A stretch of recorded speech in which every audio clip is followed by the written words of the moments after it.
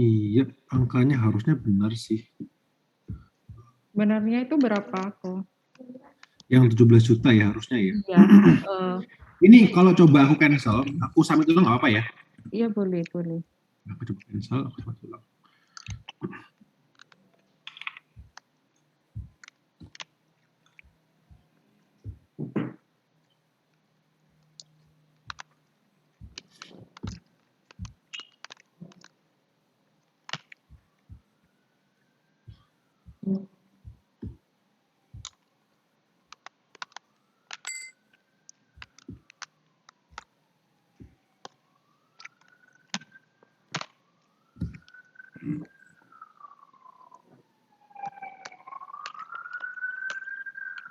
Oh iya, dia ngambil dari HPP soalnya. HPP-nya barang itu pada tanggal tersebut 17.069.000.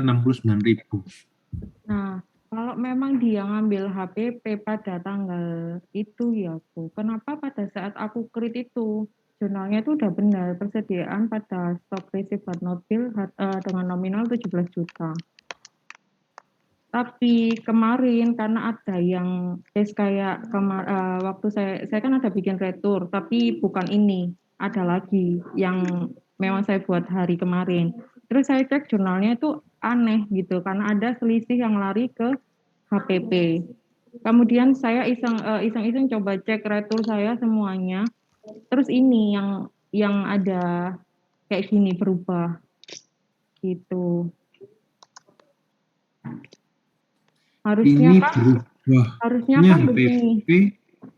Kalau kalau jurnal yang sudah tertreat kan harusnya tidak bisa berubah meskipun Iya, kita harus. apa-apain kan kalau kita nggak merubah di transaksi ini harusnya tidak ada yang berubah. Memang harusnya nggak ada yang berubah, Bu. Ini aku coba create ulang, tetap terbentuknya 7.069.000 sih. Nah, ini kenapa seperti ini? Misalnya nih, kita tim accounting yang nggak aware akan ini, dan kita sudah submit laporan keuangan ini bulan September loh. Kita nggak aware, terus tiba-tiba jendol di belakang akhir tahun, loh kok ada HPP cowok baru dengan nilai segini, kita nggak tahu nih. Itu kan pasti akan repot juga ke depannya. Oh iya, ya paham Ya sih kan? maksudnya. Terus sama gini kok, kan kita kan saya nggak tahu ini teknisnya kemarin itu seperti apa, karena kan katanya kita mau ada 2 rumah nih untuk yang The Prince ini, ada yang satu untuk PPN tapi belum dibuka, satu lagi yang Ya, ini kan kok. betul. Nah terus kan kemarin itu karena kita udah salah waktu entry back file sama salah waktu tidak ada pemisahan jenis transaksi. Kalau misalnya saya pengennya gini, yang di apa, yang belum dibuka itu, yang untuk yang untuk teksnya The Prince yang belum dibuka itu saya isi dengan maksudnya saya masukkan dengan nilai yang betul tapi di akhir tahun. Kemudian yang ini kita bungkus akhir tahun kan udah close. Kita mungkin misal ditentukan tanggalnya tanggal berapa, 25 ke atas lah close. Terus ini kita bungkus, kita masukkan ke ya hard disk atau apa. Terus ini dimulai nol lagi gitu bisa nggak kok yang untuk ini yang sudah Oh, dipakai? bisa, bisa. Bisa Sebenarnya ya? gini, Bu. Kemarin aku sempat, kalau nggak sempat nawarin juga. Kalau emang salah, yang sekarang kalau mau ya udah kita kita close, ya kan? Tapi kita buka tetap bisa diakses, Iya. ya kan? Tapi nanti kita buatkan satu lagi sistem yang masih baru, yang kosongan. Di situ teman-teman The Prince bisa input data dengan saldo awal yang baru dan yang benar. Tapi itu saya Nah, pengennya di akhir tahun atau benar-benar awal. iya, kalau tanggalnya kapan melakukan hal seperti itu bebas, Bu. Yang penting kan datanya disiapkan dulu. Jadi istilahnya Datanya kita nanti siapkan, data, betul. tidak data yang salah, kita nggak repeat lagi nih, kan udah pakai udah cukup Betul. lama, udah lumayan paham nih caranya. Jadi minimal minimal pemakaian berikutnya harusnya lebih minimum untuk error cara Betul. input. Terus sama gini kok, saya mau ada tambahan-tambahan sih. Maksudnya tambahannya itu gini. Kita kan kemarin nggak pakai uang muka, tapi langsung ngehit ke piutang atau hutang. Kalau misalnya ke depannya kita pakai uang muka, gitu gimana Bu? Bisa enggak ya?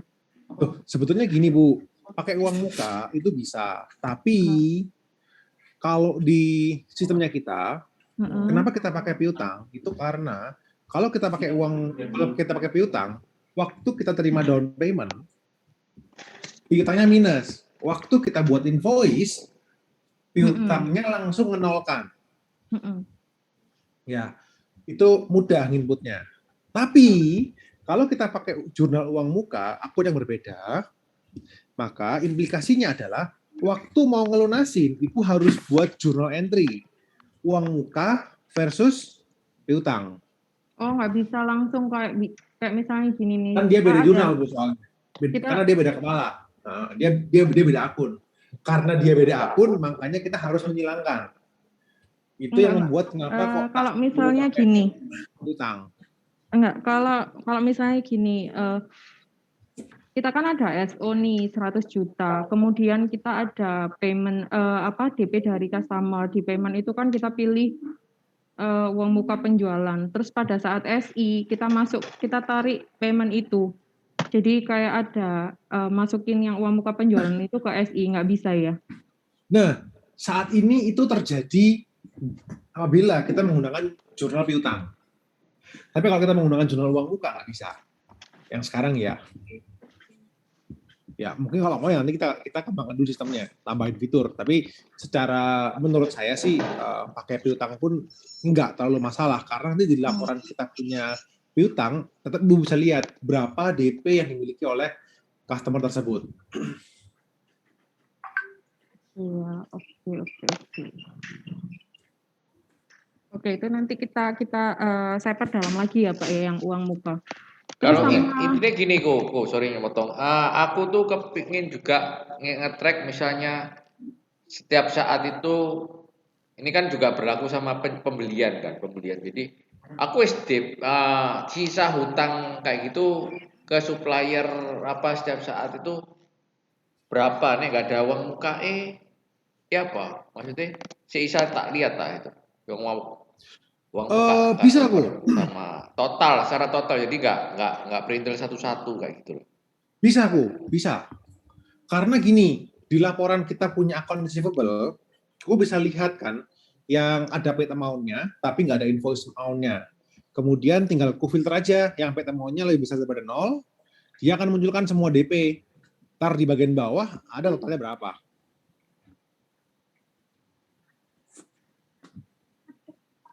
Kayak gitu dia, gimana dia? Ini saya pelajarin dulu ya kalau yang uang muka ini. Ya, Terus boleh. saya sama juga mau nambahin gini, kita kan ada pencatatan untuk selain jual beli barang kita ada jasa. Nah, selama ini jasa kan nggak bisa kita pakai payment out, payment in itu kan nggak bisa. Jadi kita pakai journal entry. Nah, jujur aja kalau pakai journal entry itu menyulitkan kita untuk tracking dan untuk rekonsiliasi antara kita PO ke supplier kita dengan SO ke customer kita untuk yang jasa ini. Kalau jasa, kalau pakai purchase invoice gimana Bu? Kenapa? Iya, saya pengennya gini kok. Kan kalau barang itu kan ada purchase receipt toh. Tapi kalau jasa kita cut nggak ada purchase receipt, nggak ada delivery note, jadi cuma PO, PI sama payment out. Kemudian kalau dengan customer kita itu bisa. Bisa ya? Itu bisa Bu, itu bisa. Jadi delivery note ataupun purchase receipt, Ibu bisa bypass dengan melakukan centangan update stok pada saat membuat invoice. Update stok centangan. Oh, misal gini nih, saya bikin PO, kemudian saya create PI based on PO. Ya. Saya coba ya sekalian. Boleh Bu, boleh. Silakan.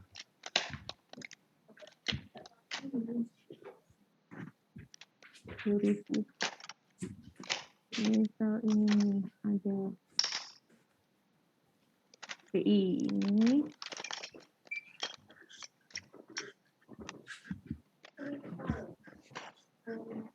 Oh, update stoknya ini dicentang ya? Ya. Dicentang. Ya, jadi ketika update stok centang, maka delivery status dari PO atau NO tersebut akan teranggap sudah terdeliver juga sekaligus tertagih.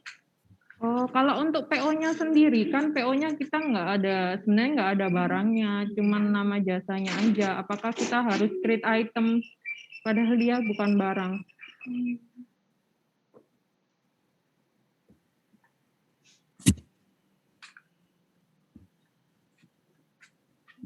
Gimana Pak Bobi? Ibu tinggal bikin kode barang yang tidak maintain stok, Bu. Ada barang yang tidak maintain. Jadi khusus jasa gitu ya? Betul. Ibu masuk ke kode item deh, ke item code. Coba. Tunggu, saya coba bikin seolah-olah purchase order baru ya.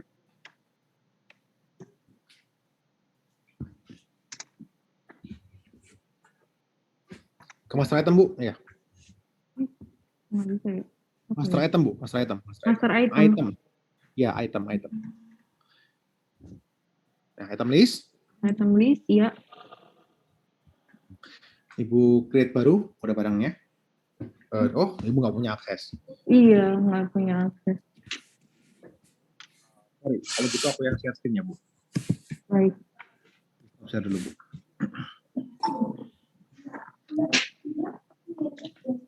Ya.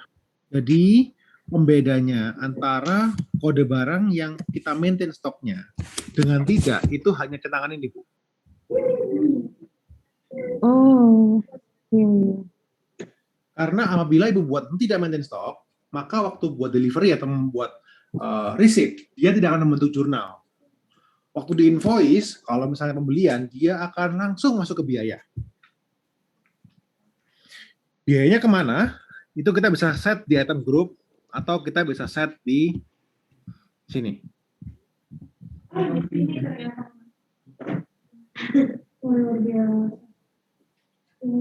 Oh, baik, oke.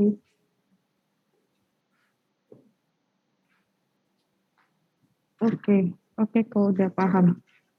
Terus sudah paham. Terus sama misalnya gini, kan selama ini kan kita udah keluar tuh biaya kecil-kecil kan untuk beli misal perlengkapan kantor atau untuk beli apapun itu yang nilainya kecil dan kita nggak ada hubungannya dengan jual beli kita.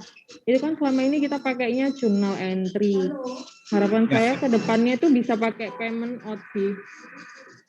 Ibu kedepannya pun mau pakai payment pakai purchase invoice nggak apa-apa, Bu. Misalnya Ibu buat kode barang ATK gitu ya. Jadi kalau beli kita buat invoice untuk ATK, nggak masalah. Oh, kalau misalnya bukan untuk ATK, untuk pembayaran apapun itu, misal saya nggak perlu pakai PO, saya nggak perlu pakai PI, saya cukup pakai payment entry aja gitu, bisa nggak ya? Nggak bisa, Bu. Nggak bisa Payment ya? entry harus ada dasarnya, apa yang mau dibayar. Oke. Minimum Ibu pakai purchase invoice, atau kalau misalnya pun Ibu mau, bisa menggunakan modul kita di Human Resource, Bu. Tapi agak repot, karena harus bikin data karyawan. Pakai namanya fitur expense claim atau reimbursement, ya kan? Jadi karyawannya yang reimburse jatuhnya. Oh iya, kita ada kayak gini juga sih. Itu cara bikinnya kayak gimana? Ini cara bikinnya, kita harus bikin dulu kode karyawan satu. Ada di kode karyawan. Expense claim, create baru expense claim, siapa yang mau ngeklaim, gitu ya. Siapa yang approve.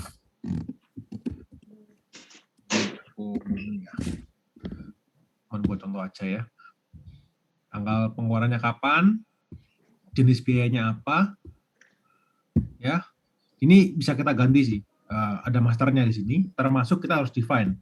Kalau dia pilihnya kategorinya makanan, itu akunnya mau kemana biayanya. Ini kita harus define di sini, Bu. Setelah itu, berapa nilainya? Kalau sudah, ntar tinggal di make payment, Bu, seperti invoice biasa. Oh, baik. Oke, sudah paham.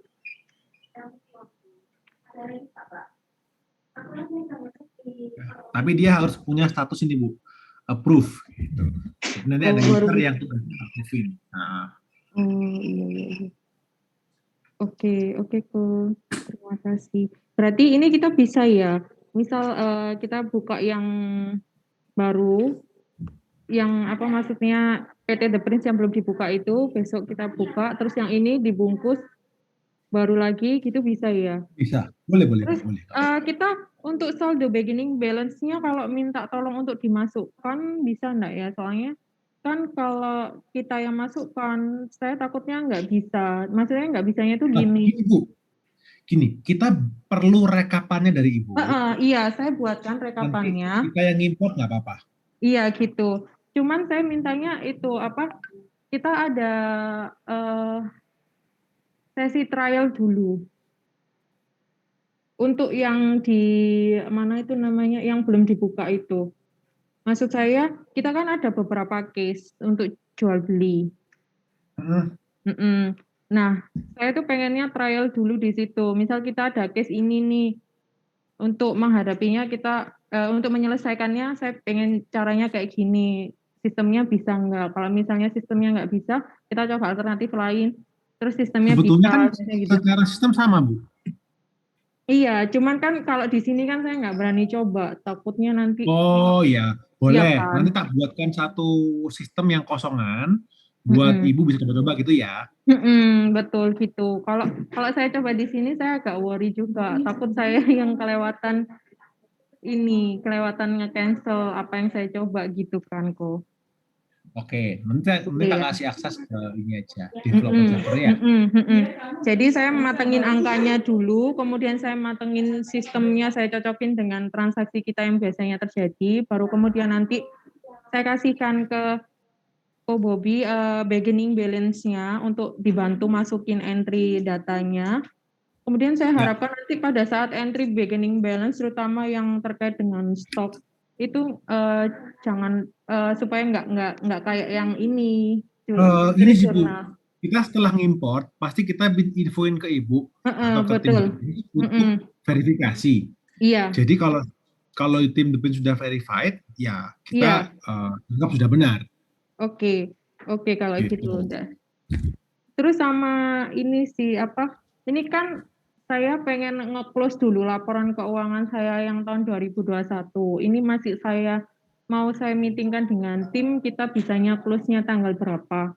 Terus saya juga kan otomatis pengennya agar angkanya ini dimasukkan ke sistem yang baru itu adalah sebelum kita buka lembaran baru di 2022. Jadi saya harus nyocokin jadwalnya juga dengan timnya Ko Bobby terkait liburnya atau bisa masukinnya bisanya sampai maksudnya gimana ya? Takut pas kita pengennya ini sudah masuk timnya Ko Bobby-nya libur gitu karena kan tahun Oh baru iya ya juga. Bu. Betul Bu. Nanti saya informasikan untuk tanggal hari liburnya ya Bu. Oh iya betul, oke. Sama Ditentukan itu kok soalnya. Bobby, jadi butuhnya berapa lama? Misalnya dari dia nanti setor data, tutup buku, ditutup, bungkus, terus masih gitu untuk buat beginning balance-nya, oh Bobby butuh waktu berapa lama sih untuk Mm-mm. itunya? Kalau lihat daripada yang kemarin ya Bu, kode barang depan kan nggak terlalu banyak kalau kemarin kalau lihat. Seharusnya sih kita cuman butuh waktu kurang lebih 1-2 hari sih harus. 1 hari saja harus sih. Yang penting datanya ini ya sesuai ya. Maksudnya sesuai dengan apa yang kita kasih tembatnya. Hmm. Berarti estimasi 2 hari lah ya. Ya. Oke, oke. Yang repot kan kenapa kemarin aku bilang ke Kuku kalau misalnya kita ada service ada additional cut off itu karena nanti aku juga akan usahakan untuk cut off-nya itu di weekend biar nanti nggak ganggu operasional kerja sama datanya nggak bergerak. Iya, betul. Kalau kita lakukan di weekend datanya bergerak. Kita lakukan di weekend. Berarti Iya. Nanti memungkinkan aku ya juga Bu ya, atur maksudnya schedule. untuk di weekend itu Tipdas Ya, nanti masukin gitu. nanti aku nanti atur jadwal schedule lemburnya aku. Oke. Gitu. Makanya kapan hari yang awal-awal itu kata bolak-balik pada komplain ya karena itu. Kalau cut off kita biasanya di jam-jam lembur antara dikerjain malam atau dikerjain di weekend. Makanya nanti data harus final biar kita nggak sampai salah import juga. Mm-mm. Kasian yang import nanti. Iya, makanya saya juga pengennya itu tutup tahun itu karena saya juga harusnya kalau tutup tahun itu datanya sudah final, udah nggak bisa diotak-otak lagi gitu. Berarti nanti kita ini samakan schedule dulu ya, Ko Bobi ya, Ya. di akhir tahunnya. Oke, Pak, dari saya Soalnya kan sudah. pemerintah kan juga nggak ada nggak ada libur panjang pastinya kan. Cuti bersama Sebetulnya juga masalah hilang. itu bukan di pemerintah nggak kasih libur panjang. Libur Desember aku nggak pernah panjang sebetulnya. Yang Oh, jadi masalah itu kalau ada yang ambil cuti. oh cuti ya. Oke oke. Dari awal sampai akhir tahun kan biasanya cutinya diambil akhir tahun biasanya. Ah, iya iya. Itu Iya. yang kadang-kadang bikin bikin pusing. Cuman nggak apa, nanti coba aku atur schedule dari ibu expect dari The Prince expect kapan, biar nanti coba aku atur jadwalnya. Kamu langsung aja sebut tanggalnya dia. Iya, seperti yang di meeting internal kemarin, Pak. Kan dari The Prince-nya sendiri kan masih ada transaksi. Katanya sampai akhir tahun masih load-nya masih banyak. Gimana? Saya ikut kebijakannya Pak Deki. Pak Deki mau close kapan? Kalau misalnya load akhir tahunnya banyak, Ya prefer kalau misalnya untuk tadi dikasih kerjakan tim DAS itu ya setelah tanggal 24. Awal itu antara 25 26 Natal itu atau di Sabtunya tanggal 1 tanggal 2 itu dia. Yang maksudnya tim das aku ya itu tapi kan ku Bobby kan masih nggak tahu tuh timnya cuti atau enggak.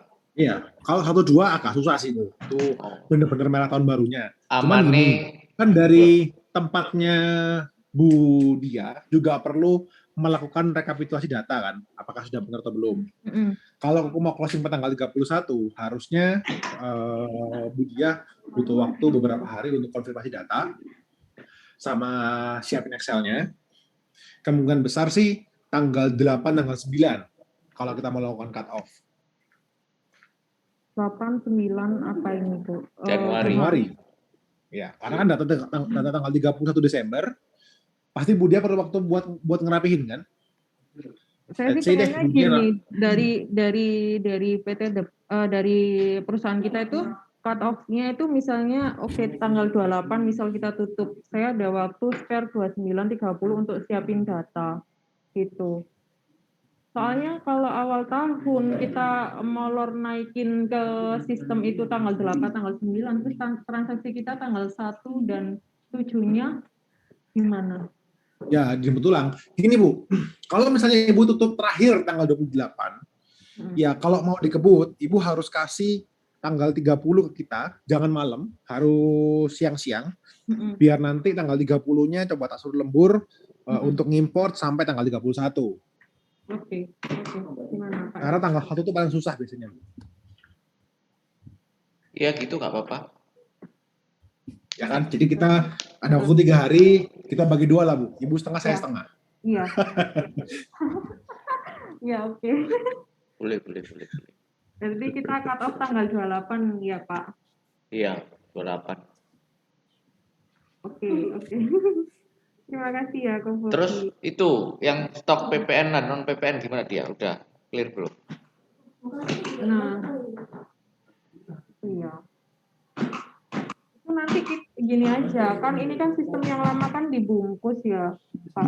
Jadi nanti sisa stok yang ada di ERP itu kita putuskan internal aja. Maksudnya mana yang mau diikutkan PPN, mana yang mau diikutkan non, atau mau kita ikutkan berdasarkan apa namanya item per itemnya dia ikut PPN atau non gitu aja sih Pak. Soalnya kalau kita trace ke belakang satu persatu itu sulit. Iya iya aku nggak terlalu peduli udah data belakang. Cuman yang sekarang buat ke depan itu nanti sudah barangnya PPN ya PPN, barangnya non gitu ya. SKU-nya udah dipisah-pisah gitu ya. Misalnya ada barang yang sama pun dia dua item yang berbeda, itemnya PPN, itemnya non. Nanti dibedain di SKU-nya gitu ya sama Iya, iya, gitu tetap. aja. Jadi nanti benar-benar terpisah gitu ya dia ya. Iya, benar-benar terpisah nanti ke depannya. Oke, oke. Begitu. Kalau dari saya sih sudah Sudah mungkin dari Pak Jeki gimana? sudah terfasilitasi semua ya dia ya? Sudah. Cuma nanti mungkin ini kan saya kan masih netapin saldo ending balance 2020 untuk dimasukkan di 2021 karena kan di sistem yang ini kan beginning balance 2021 itu belum masuk semua soalnya. Cuma beberapa aja. Nah nanti mungkin saya kalau udah selesai 2020 ini saya mau merepotkan Hobi untuk narik data PPN non secara PNL dan balance sheet bisa nggak ya Bu kalau kayak gitu? Atau dengan cara yang kemarin ya? Kalau dengan cara yang kemarin itu agak sulit ya, maksudnya agak sulit berarti saya harus mengkompil lagi. Ya, kalau saat ini sih belum bisa karena harusnya GL-nya itu kepisahnya pada saat kita lempar ke server yang pajak harusnya. Oke, berarti saya harus mengkompil itu manual ya? Sementara begitu sih. Oke. Karena kemarin pengen siapin harusnya pakai server yang pajak itu. Ya, oke. Berarti saya harus manual ya. Oke, saya coba manual dulu deh kalau gitu. Oke. Ya. Sama ini kok Bobby, mungkin kita ini kan rencana juga mau kayak ada mungkin perusahaan ketiga ya kok ya, buat itu loh kok, buat tax planning kayak mengefisienkan buang-buang ke beban-beban kayak gitu loh supaya nanti kan nggak gede di pajak ke. Nanti maksudnya pakai database yang baru lagi gitu ya atau ya apa? Lebih baik dibuatkan sistem baru, Bu. Maksudnya login yang terpisah. Iya. Nah ini nanti yang kalau digabung, kalau kena audit pajak nanti repot. Iya. Terus ini nanti yang PPN dengan yang ini kan ada ID yang berbeda kan ya, Bu ya? Kenapa? Ini loh kan kita udah sebenarnya kan kita udah punya dua ID nggak sih yang untuk PPN sama non yang ini. Iya. Kita sudah punya dua yang berbeda, terus nanti tambah lagi satu gitu ya. Betul. Oh, baik. Jadi kalau ada pajak mau lihat, dia lihatnya cuma satu gitu. Tapi tetap yang PPN dan non kita aku bisa lihat tetap jadi satu, tergabung kan tanpa terpisah. Bisa ya? Oh, beda pembukuan Bu. Oh, beda pembukuan. Tapi nanti misalnya aku mau lihat, wes aku global bisa. Tinggal di manual, nggak digabung manual. Kalau Koko pisah database, nggak bisa Pak, nggak bisa Bu. Tapi kalau misalnya pakai satu database bisa digabungin. Jadi dia prefernya gimana dia? Pisah database atau? Prefernya bisa sih, takutnya nanti kejadian kayak gini. Berarti nanti laporan keuangan ya munculnya ada dua gitu PNL-nya. Ya, nanti bisa dikompil sih untuk internal kita aja. Bisa ya gitu ya? Iya, nanti saya yang kompil manual. Oke, untuk internal sprint gitu. Iya. Oke. Itu lebih aman Bu. Iya, lebih aman juga. Jadi satu, problemnya kalau pas lagi orang pajak lagi cari-cari, masalahnya peruntukannya akun kedua ini kan memang untuk ini, jadi resiko. Kalau yang sekarang ini berjalan, ini satu database. Sekarang satu database ku masih satu database. Jadi nanti tahun depan kita udah bisa dua database ya, gitu ya? Iya. Oke. Kalau kau buka satu PT lagi berarti 3 database ku. Iya. Itu nggak ada biaya lagi tak Bu? Kalau sudah jalan, bahkan kalau sudah jalan, nanti wacananya mungkin servernya pun harus kita pisah. Jadi kalau misalnya orang pajak minta aksesnya pun bisa aman, tenang, karena kan dia istilahnya cuma lihat server yang memang kita siapkan untuk ini kan, untuk dilihat-lihat sama dia kan. Pajaknya bisa sampai minta akses kayak gitu? Iya. Bisa kok. Bisa, betul Pak. Oke. Makanya servernya itu online dari awal aku saraninnya, karena Kalau nggak offline, yang diambil komputernya, Bu. Oke, oke, Itu oke. sudah angkat tangan, Bu. Tenda itu ada kilometernya kan? Iya, iya, iya. Biasanya nanti kalau PT yang ini diaudit, PT yang lain dimatikan servernya. Oke. Iya, iya. Iya, wis, itu ya. Kalau sama pajak itu agak tricky, kok. Hah? Kenapa? Kalau mau aman pajak itu agak tricky. Iya. Benar. Oke, mungkin tak rasa cukup ya. Thank you, Ko Bobby. Ya, thank you, Bu. Ya, Pak, aku belum dapat pengganti nih, partner sing isa accounting. Masih mencari, Bu. Soalnya kan nggak bisa langsung, Bu. Accounting Iya. itu dapat orang accounting harus tak training sistem dulu, baru bisa, Bu. Oh, Kalau misalnya cuma bisa accounting, nggak ngerti sistem juga susah. benar. Oke. Ya wis, Ko. Harus Thank orang you, Ko. accounting yang bisa sistem aja. Jadi Iya. cari yang pinter, Bu. Iya, benar. Sudah pinter accounting, nggak boleh gaptek lagi. Iya, benar. Oke. Thank you, Ko ya. Oke, Bu. Ya, thank you, Bu. Siap. Ya, And ya. siap.